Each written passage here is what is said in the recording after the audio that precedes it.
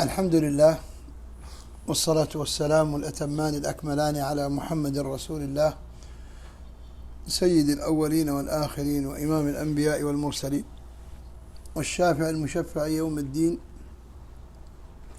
وعلى آله الطيبين وأزواجه الطاهرات أمهات المؤمنين وصحابته الغر الميامين ومن استنى بسنته واهتدى بهديه إلى يوم الدين. أما بعد،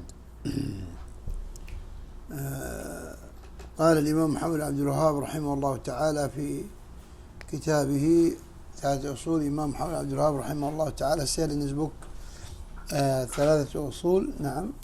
أحسن الله إليكم. ودليل الصلاة والزكاة وتفسير التوحيد قوله تعالى: وما أمروا إلا ليعبدوا الله مخلصين له الدين حنفاء ويقيموا الصلاة ويؤتوا الزكاة وذلك دين القيمة.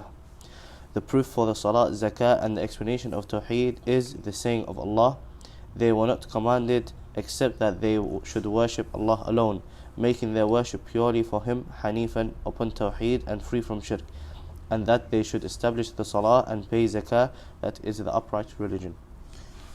نعم. We already spoke about the conditions of salah, isn't it? No. We said that salah, first of all, the meaning of salah is dua in the linguistic meaning. Dua. As Allah Ta'ala said, وَمَا كَانَ صَلَاتُهُمْ عِنْدَ الْبَيْتِ إِلَّا مُكَاءً وَتَصْدِيَةً, meaning their dua was not bought by the ancient house but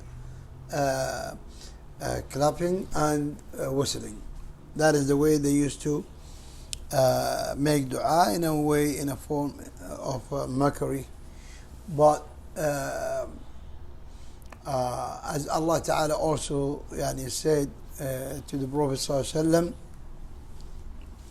Wasallam, وَصَلِّ عَلَيْهِمْ إِنَّ صَلَاتَكَ سَكَنٌ لَهُمْ, as in Surah At-Tawbah, ayah 103. Allah Ta'ala said, وَصَلِّ عَلَيْهِمْ إِنَّ صَلَاتَكَ سَكَنٌ لَهُمْ,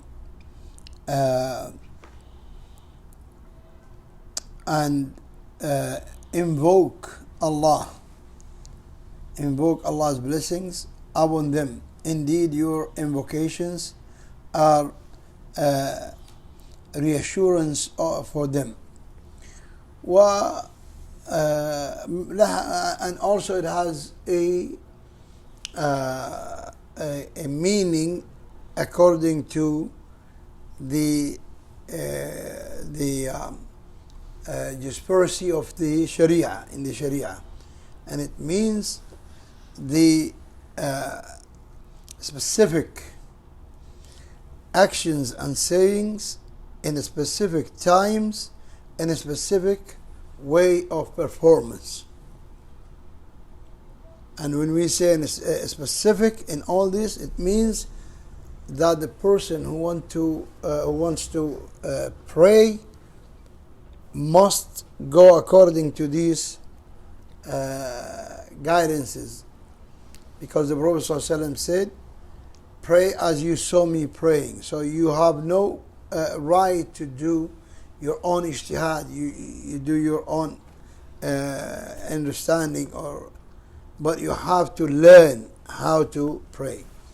And from there we said that the prayer has conditions, 8 conditions. What are they? We said Islam. We said Islam, sanity, reaching age of distinguishing between good and bad, or understanding, not age of maturity, but like age of 7, sometimes earlier, sometimes a bit older. It depends on how this child understands. And the fourth is purity, and it means minor and major. Minor, which is invalidated by one's nature, call of nature, when he goes for his needs, toilet, passing urine, passing whatever, and passing gas from backside for both men and women, which means that women's passing gas or air from front side does not nullify upon the proper opinion of the scholars. The fifth is removal of, and the purity from the minor impurity is also from when one sleeps to the limit that he does not know what's going around him, and when one eats camel meat, not camel liver, not camel milk, not the soup of bones or meat, but the camel meat itself. That nullifies the wudu or the minor purity, and the discharge of the sexual lubricant liquid that comes by desire, whether by thinking of sexual intercourse, watching something motivate sexual desire, touching parts of private parts or something like that must be motivated. That colorless, sticky liquid that nullifies wudu it's like urine, needs to be washed off the body and the clothes, and then one needs to perform wudu before praying, and also purity from the major impurity, which is for women after getting free of menses, after the sign of purity comes to the woman, and it is of two types of signs of purity for women. One is dryness, only dryness. Some women know that they are pure out after the period of menses by the dryness of the vagina and the place. No more blood. And when we say dryness, from blood and from the reddish color and the yellowish color, if the woman sees that it is dry already, then that is the sign of purity. And after they take shower, if they see the reddish color or the brownish color, and when we say, not reddish color, brownish color or yellowish color, that does not nullify their purity if there was a gap between its appearance and the blood of menses by something, by one of the two sciences, or two signs, by one of two signs. First is the dryness, and second, a white liquid. When we say white, means any kind of white that is discharged from the front side of the woman after the stop of the blood of menses, whether blood of menses or bleeding after giving birth. If it stops and the woman sees this white color liquid, that means she is free of menses or of bleeding after giving birth. And the other sign is the dryness.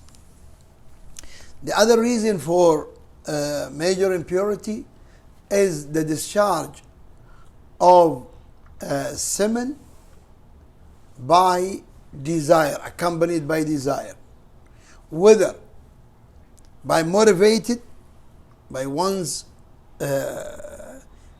own actions, whether thinking, touching, whatever, or by with dream,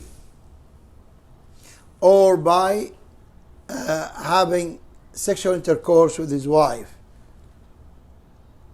And when we say with his wife, it does not mean if he does it out of adultery, that does not nullify his wudu, but because adultery is forbidden in Islam, so we don't talk about it in time when talking about purity. So in term of intercourse, sexual intercourse, there is another reason for major impurity other than ejaculating. Ejaculating, whether the two private parts met or not, maybe just playing with his wife, then he discharges. This requires major purity. Or maybe he enjoyed his wife but did not ejaculate. This is still invalidated his purity, both of them, and they both need to do the major purity. With one condition, that the man's private part been inserted in the vagina of the woman, at least the head of his private part was inside. Then that is in Arabic called touch. When they touch or meet, as in the hadith, إذا التقى الختانان وجب الغسل. All these details we're going to take them in the other dars, which is Umdat al-Ahkam, later on inshallah. But these things nullifies the purity, and these ones require major purity. Minor purity is done by wudu.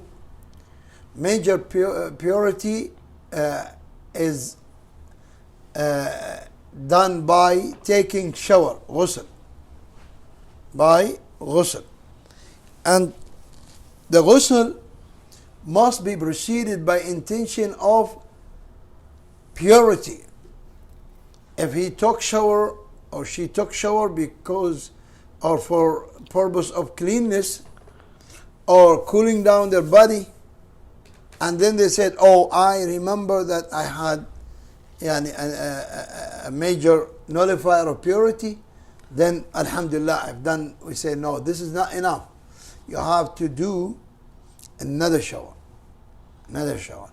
There are two ways of performing the ghusl. One called the sufficient way, and the other is the perfect way. Sufficient way is that you pour the water over your whole body from head to feet, making water reach every pit of your body, underarm, behind knees, between toes, between fingers, wherever water normally by pouring does not reach, then you have to rub it and make it reach with intention pre to that, to remove your impurity. But the perfect way is, first of all, you go clean your private part, then perform wudu, like the wudu of Salah, which in that state would not allow you by itself to be pure, or pray. Now, and if you are taking shower in a basin, then you have to delay your washing your feet until you finish and come off it and then wash your feet. If you are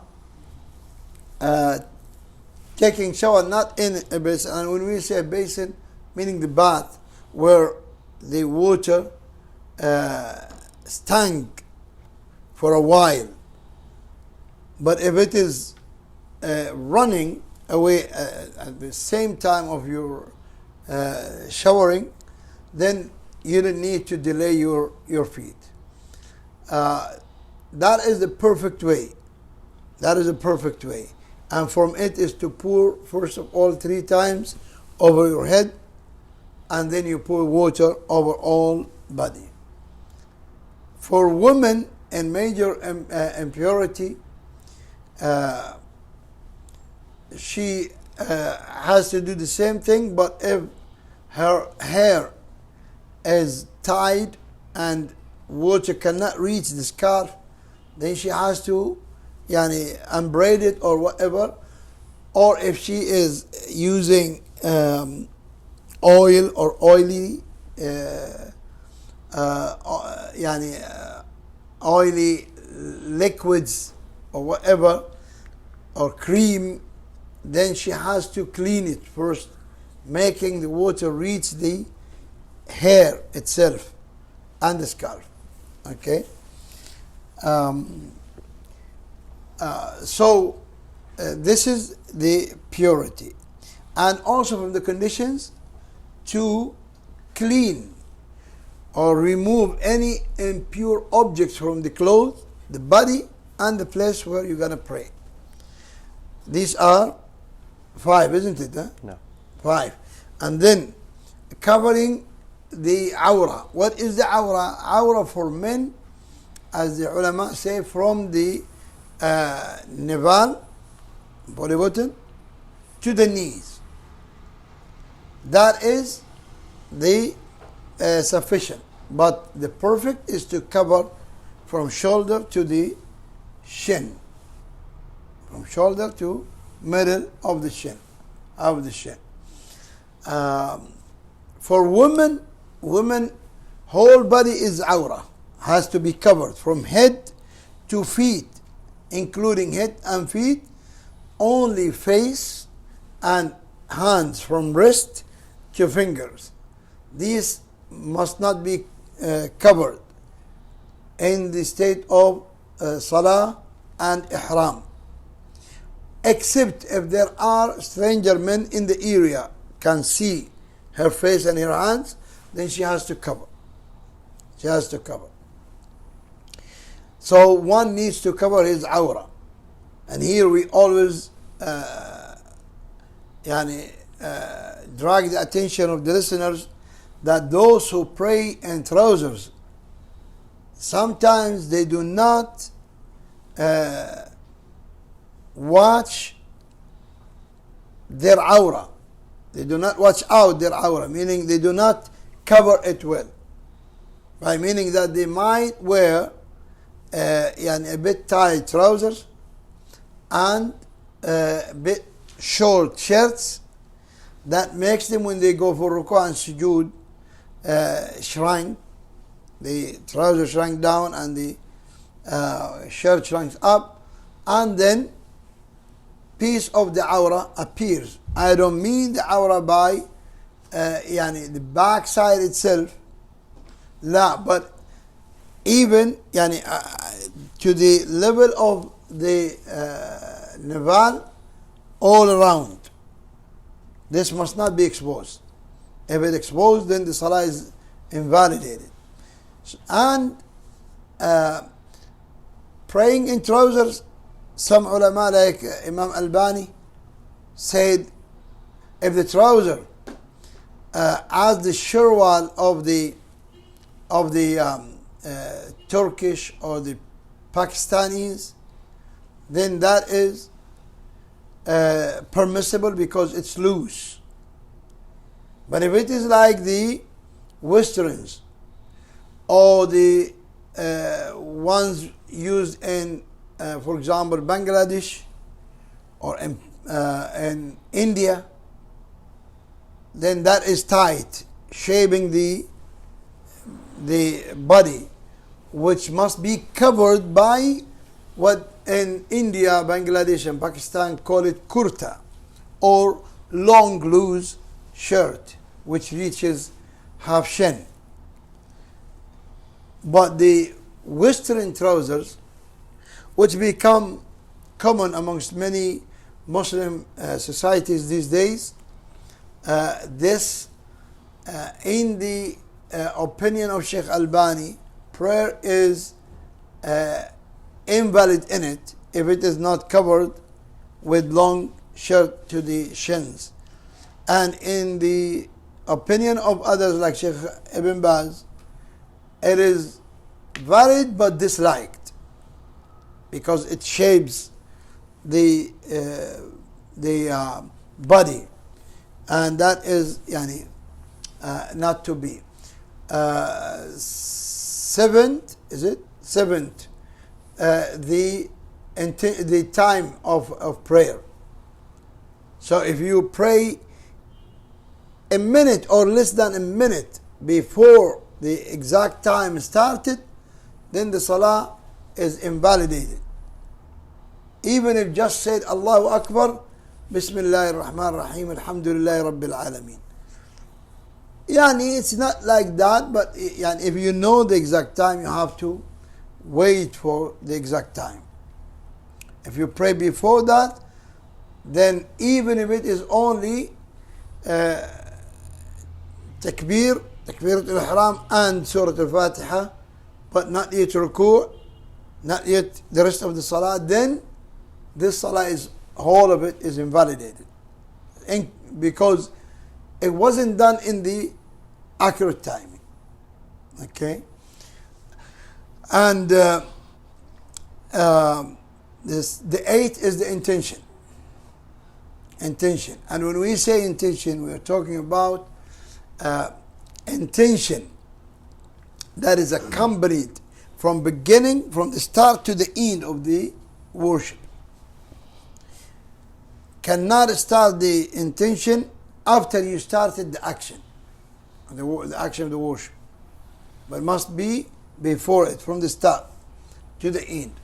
And when we mention this thing, the intention, we mean also that which distinguishes between the worships themselves. Like in prayer, is it optional 2 rak'at, or it is the obligatory prayer? So this must be decided before you enter into salah, not after you do the first takbir, because by the first takbir you already enter the salah. So then intention cannot make this prayer valid, because intention must precede the action, comes before the action. And the ninth is the qibla, facing the qibla. And we mentioned this last time, and we said that the qibla has certain rulings. If you are in the mosque of the Kaaba in Mecca and you can see the Kaaba, then your qibla is the Kaaba itself, by meaning that the road there is round. Okay? If you are standing facing the other side, people on the other side, then that is not correct, because you should face the Kaaba itself. You have to turn your body, bend it all the way. When you are on the row, you have to be facing the Kaaba exactly, because you see it. If you're outside the mosque of the Kaaba, but in Mecca, like in Aziziyah, elsewhere, then you only direct towards the mosque of the Kaaba. Not the Kaaba itself, the mosque of the Kaaba. And when you are outside the city of Mecca, then you direct towards the city of Mecca. City of Mecca, it gets wider. If you are further far, like if you are in Europe, you face the east. If you are in Europe, you face the east, because Mecca to you then is in the east. West is west. Europe is in the west. And if you are in, for example, in Kuwait, Iraq, Russia, so then you face the west. You face the west because you are located to the east of Mecca. And likewise, but we mean the portion gets wider and wider as further you go from Mecca. But as closer you go to Mecca, to the Kaaba, then you have to face the Kaaba itself. Now, so this is about the Qibla. The Qibla, we said, these conditions, some of them are for obligation and some for authenticity, or that the deed or the worship is correct or not, whether correct or not. So they are divided like that. Islam is for obligation, because kafir, yes, he is told to pray, but not in the state of kufr. He has to come to Islam. Okay, sanity is for obligation. Reaching the age of distinguishing between good and bad, not for obligation, but for acceptance, because it's still not obligatory upon the child who is 7 or 10, but it becomes obligatory when the child is in age of maturity. Okay? Before that, it is obligatory upon the parents to cultivate them on performance of salah. But it is not obligatory upon the child. What do we mean by that? If the parents do not command their children who are 7 and above to pray, then the parents are in sin. But if the child does not pray, then he is not in sin. Then he is not in sin. Okay, until he reach the age of maturity. Okay. These are the conditions which we already talked about, but we just refresh. Then we have the pillars, and there are 14. We have 14 pillars for salah, for prayer. Beginning with Takbiratul Ihram, the first takbir in salah. When you start first saying Allahu Akbar. And the way of performing it is to raise your hands parallel to your shoulders or ear loop, and the fingers stretched up, all gathered, and the palm facing the Kaaba, and say Allahu Akbar. That is the first pillar. The second pillar is reciting Surah Al-Fatiha, which is a pillar upon the Imam, the leader, the Ma'mum, the one who pray behind the Imam, the follower, and the one who is munfarid or independent, praying independently, for his own. All of them, meaning, in other meaning, every single one who is praying must recite Surah Al-Fatiha. Must recite Surah Al-Fatiha. No one is exempted from that except one who joined the congregation prayer when the Imam is in ruku' or about to do ruku', so there is no enough time for this who came late and joined them to recite Fatiha and then go for ruku' before the Imam raises. In this case, in these two cases, when the Imam is in ruku' or is about to do ruku', then this person who joined at this time has it's not obligatory upon him to recite Surah Al-Fatiha, and that is for a hadith came in that. Okay, when a man came and the Prophet ﷺ was in ruku' and he made ruku' by the gate and walked in the state of ruku'. Then the Prophet ﷺ after Salah, he said, who was that who walked in ruku'? Man said, I did, Ya Rasulullah. He said to him, then do not do that again. Do not walk in ruku'. But he did not say to him, repeat your Salah because he did not recite Fatiha. No, he did not say that. And he ﷺ said, he whoever catches the Imam in the position of ruku', then he had caught the rak'ah. He had caught the rak'ah. Right. So we said Takbiratul Ihram, reciting Fatiha, the second, the third is ruku' itself. Ruku'. And it is to be done correctly. Ruku' is to bow, making your back level to your head, not bended in the middle, but straight and the head level with the back. Your hands stretched and holding your knees with separate fingers. And then the fourth is raising up from ruku'. That is a pillar. Raising up from ruku'.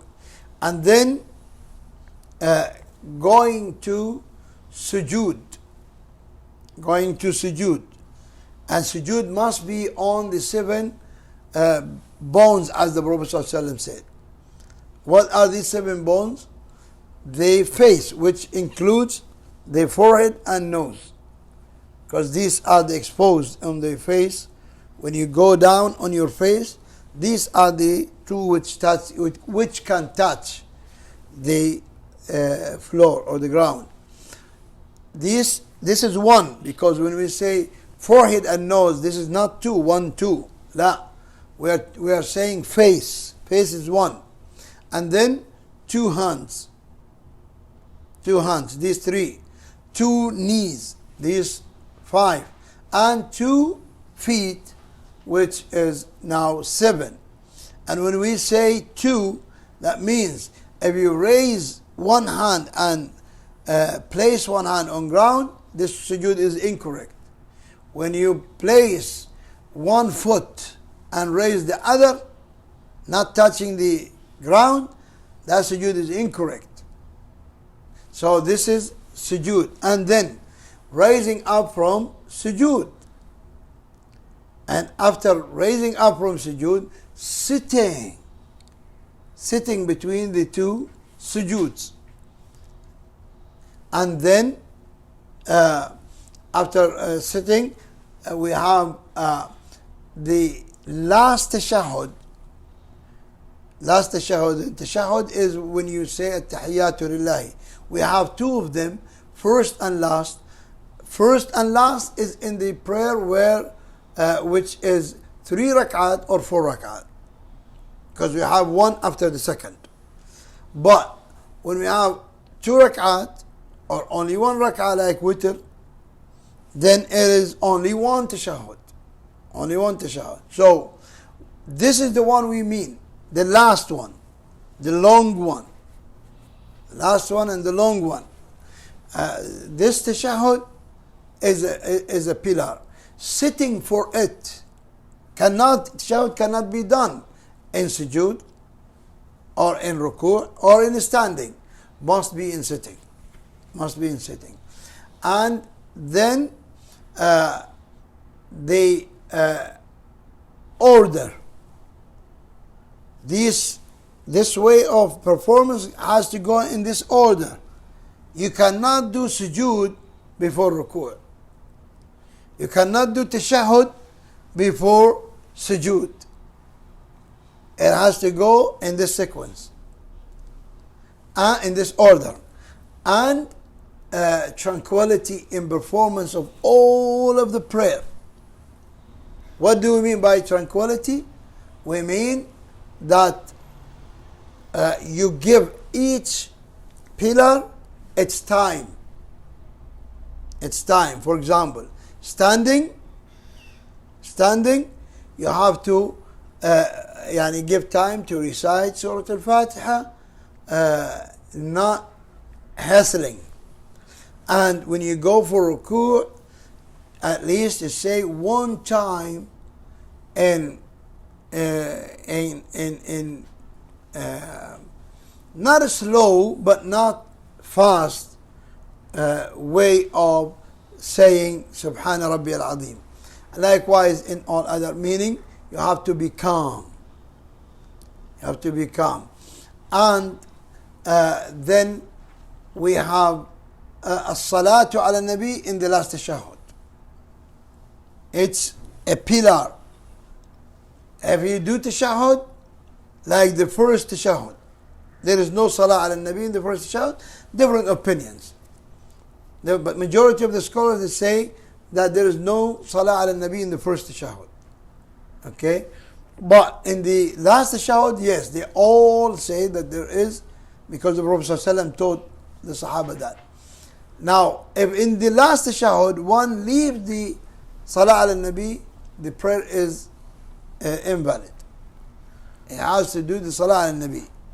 And last is the Taslim. And always they say the two Taslim. But that is because most of the prayers of the Prophet ﷺ used to do two Taslims. But there is a hadith that the Prophet ﷺ did Taslim only one, to right side.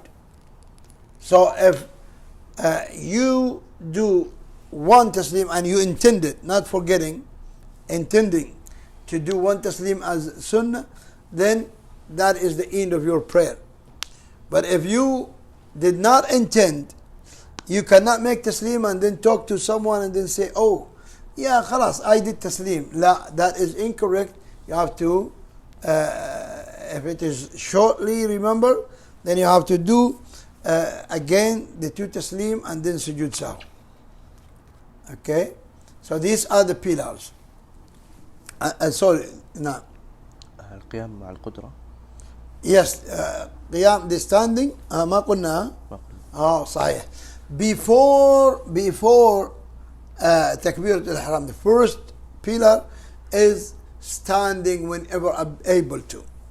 But if someone is unable, there is big difference between ability and one's desire in the obligatory prayer. In the optional prayer, up to you. Even if you are able to stand but you want to pray in sitting, up to you. But it is half reward. In obligatory prayers, if you pray in sitting, if you do Takbiratul Ihram in sitting, the whole prayer is not correct. If you do Takbiratul Ihram in standing and then sitting for no valid reason, then again that is incorrect. Incorrect. The salah is invalid. So these are the pillars. And then we have the obligations, which are 8. Obligations is all about sayings in salah. Sayings of salah. Like what? Takbir other than the first takbir.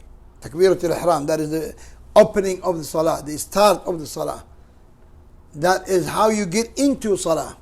As the Prophet ﷺ said, tahrimu at-takbir, which makes lawful things or permissible things are impermissible for you, like talking to others, loving, eating, drinking, become forbidden when you do the first takbir. So that is a pillar, not a obligatory, but it's a pillar. There is big difference between the pillar and the obligatory action. A pillar, as it is called, pillar. If the pillar is demolished, the whole building collapses. The whole building collapses. But the obligatory is to support the building, not to collapse, but to keep it live longer, to keep it be stronger. Okay, like these things. So now the takbir in going to ruku', we call it takbir al-intiqal, or the takbir for moving from one position to another. Like when you are going to ruku', you say Allahu Akbar. When you're going to sujood, you say Allahu Akbar. When you're raising up from sujood, Allahu Akbar. When you're standing up, Allahu Akbar. These takbirs are obligatory. And we will tell the difference between these things later on. Second is saying Subhana Rabbi al-Azim one time in ruku'. That is obligatory. More than one time, that is sunnah. Sunnah, liked. Saying Subhana Rabbi saying Sami Allahu liman hamidah. For whom? For the Imam and the one who is praying behind the Imam, and the one who is praying by his own. Sami Allahu liman hamidah. That is obligatory. And then answering this, which says Rabbana walakal hamd. And this is obligatory upon the Imam, upon the follower of the Imam, and upon the one who prays by his own. And then saying Subhana Rabbi al-A'la one time in sujood. More than one, that is sunnah. And then saying Rabbi ghfirli in the sitting between the two sujoods. In the sitting between the two sujoods. And then the first tashahhud. And every prayer that has two tashahhud. 3 rak'ah prayer, 4 rak'ah prayer. After the second rak'ah, you have to sit for the first tashahhud. So the first tashahhud is obligatory. And sitting for it is obligatory. Sitting for it is obligatory. These are 8 obligatory sayings except for one action. What is the one action, Abdullah? We said that the obligatory things in Salah are all sayings. Only for one. You're not paying attention. You're not paying. Who can say? التشهد الأول. لا. التشهد الأول is saying. لا. تكبيرة الانتقال. ها؟ لا. Saying تكبيرة الإحرام. We say raising hand, that is sunnah for تكبيرة الإحرام. والجلوس له. الجلوس له. Sitting for the tashahhud, the first tashahhud. Sitting for the first tashahhud. It's not what? What is the obligatory thing in Salah which is an action, not a saying? Because we said the obligatory things in Salah are all sayings except for one. All sayings. Allahu Akbar for moving. Subhana Rabbi al-Azim in ruku'. Sami Allahu liman hamida. Rabbana lakal hamd. Subhana Rabbi al-A'la. Rabbi ghfirli. Tashahhud, the first tashahhud. These all are sayings. Only one which is action, that is sitting for the first tashahhud. Right. And انتهى الوقت؟ طيب بس we mentioned the nullifiers. طيب. So we don't come back to it. And there are nullifiers. There are things that nullify the prayer when you start the prayer. First, losing your purity by passing gas backside, something like that. Second, intending to come off your salah.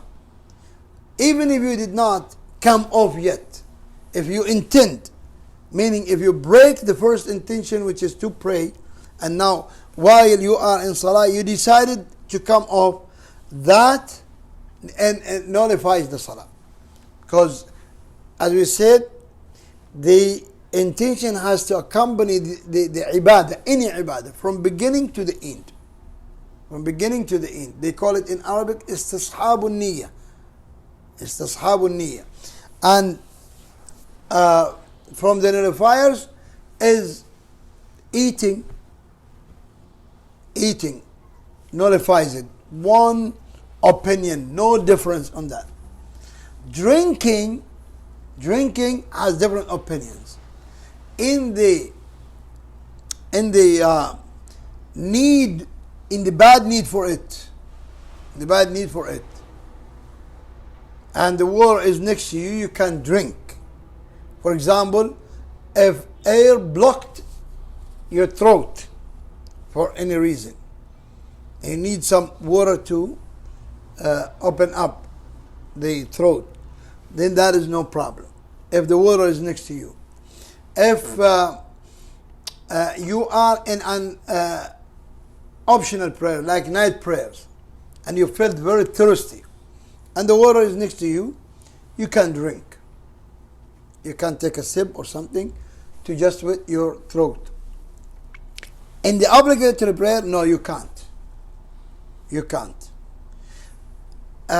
Talking excessively for no reason or no valid reason. Like if, for example,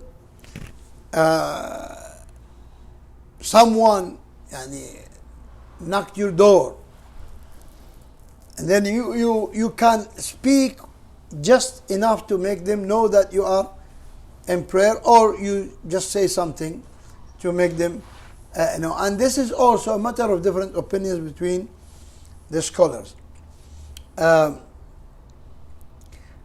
Excessive movement. What is the limit of excessive movement? Shaykh ibn Uthaymeen was asked this question, and he said that if a person comes in not knowing that you are praying, and he saw you, he thinks that you are not praying because you are doing some movements which normally done by one who is not praying. Okay, like if you are rubbing your turban or whatever, or you walk for no valid reason. Sometimes it's allowed to walk, like the Prophet ﷺ did when a goat came to cross in front of him, between him and the sutra. So he walked, trying to make the goat go from backside. Goat didn't understand, still insisting to come front side. So he walked again until he touched the wall in front of him. That is for the advantage of the salah. That is allowed.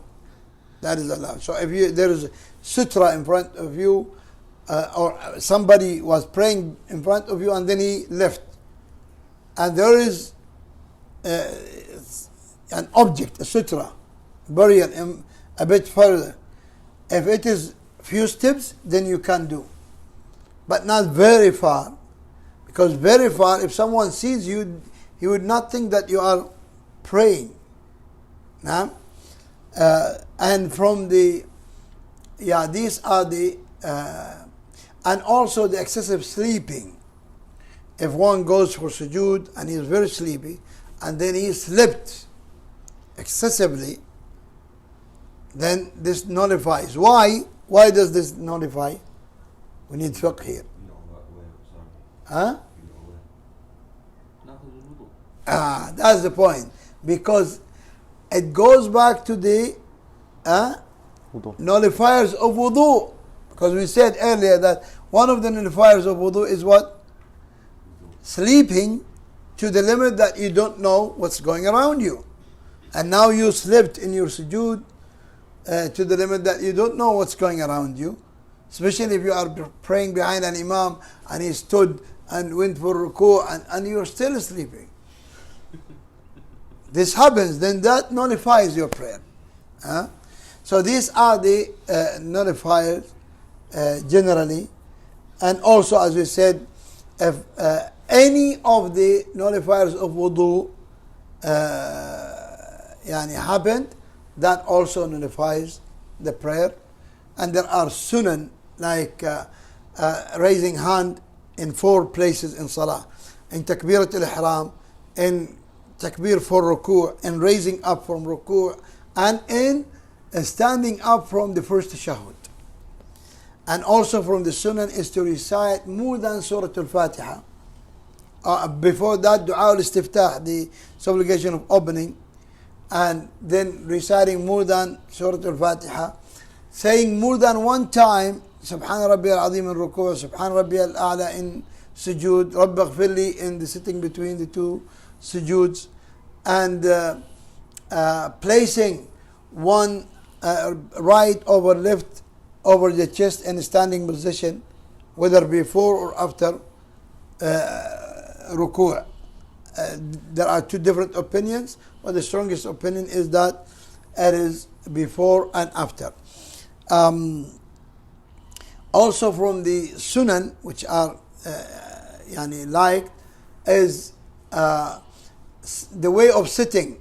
We have 2 ways of sitting, one called iftirash, and it is when you lay down your left foot and place your hips over it, erecting your right foot, making the toes towards the qibla. That is called iftirash. And then we have the second type, which is tawarruk. And tawarruk is from the word wirk. Wirk is the hip. So you place the hip on the ground, slide your left foot under your right shin, erecting your right foot, making toes of it towards the qibla. That is called tawarruk. From the sunan is positioning your index finger in the tashahhud, and it is to be appointed towards the Kaaba, the qibla, towards the qibla, and sticking it or making it indicating towards the qibla. Now moving it, that is a matter of different opinions, and these different opinions came even with different ways of moving it. Like the Malikis, they say moving it in circle, and others say moving it up and down. Some say slow, up far, then slow down far, meaning to the very lowest. Some says no, it's slow, it's fast, but it is short in gap, meaning just like that. These all opinions, no any proof for any of them. For any of them, the proof is only for indicating. The